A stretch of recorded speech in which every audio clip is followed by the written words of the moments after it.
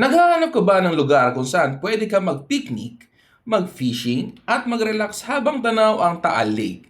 At abot kaya pa ang entrance fee.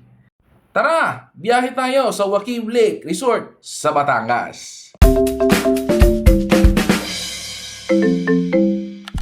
What's up sa inyo mga repakol? It's your boy, Ralph Asombrado, ang inyong lakwat serong kuripot. Ngayon ay meron tayong road trip at papunta tayo ngayon sa Batangas para mag-day trip sa Joaquim Lake Resort. Kilala rin bilang Taal Lake Park.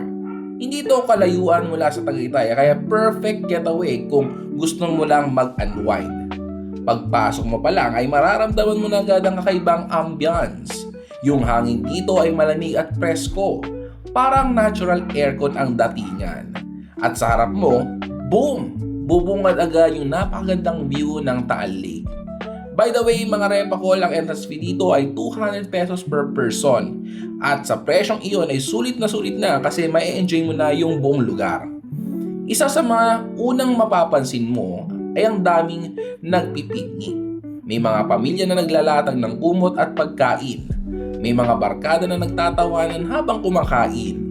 Ang saya ng vibe mga repakol, very Filipino bonding ang style. Tapos sa kabilang slide naman, ay makita mo yung mga nagfi-fishing, chill lang sila, nakaupo sa lake, naghihintay ng mahuhuli. Habang pinapanood ko to mga repakol, parang ang sarap sumama kasi sobrang nakaka-relax.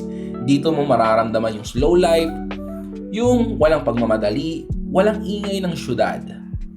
Kung gusto mo naman ng extra activity ay pwede ka rin mag-boating o maglakad-lakad sa paligid ng resort habang ini-enjoy yung view.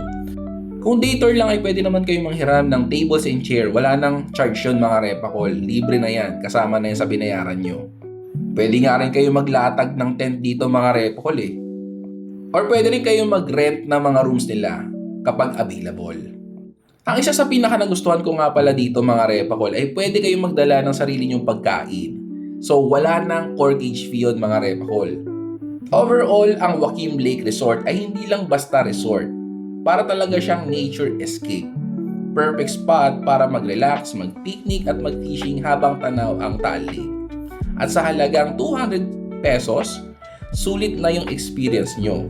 Kaya kung trip nyo ang simpleng getaway na puno ng bonding at chill vibes, i-check nyo ang lugar na ito mga repakol.